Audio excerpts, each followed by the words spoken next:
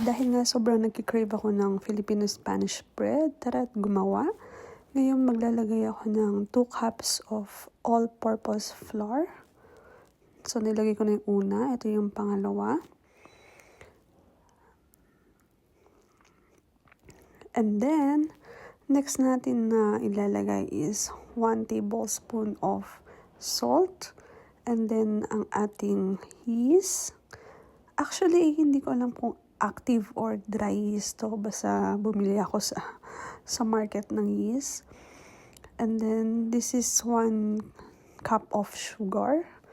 Depende kasi sa tamis kung gaano nyo gusto katamis. Ako kasi gusto ko yung medyo matamis.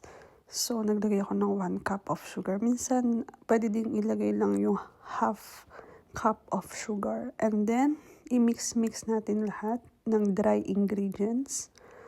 So, dinaretso ko na siyang nilagay sa mixer bowl para isasalang ko na lang later pagka nilagay ko yung mga liquid ingredients. So, dahil sa na-mix na, ilalagay na natin yung aking, this one is 2 tablespoon of oil.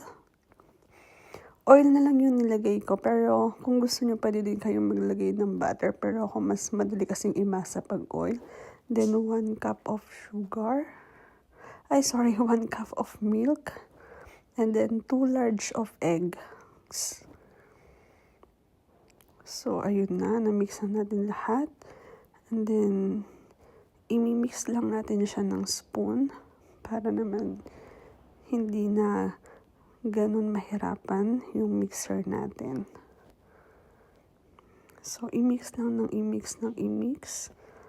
So, feeling ko that time is talagang basa pa. So, dapat hindi siya magiging basa kasi kailangan elastic yung dough natin. So, nagdagdag lang ako ng isa pang half cup ng all-purpose flour.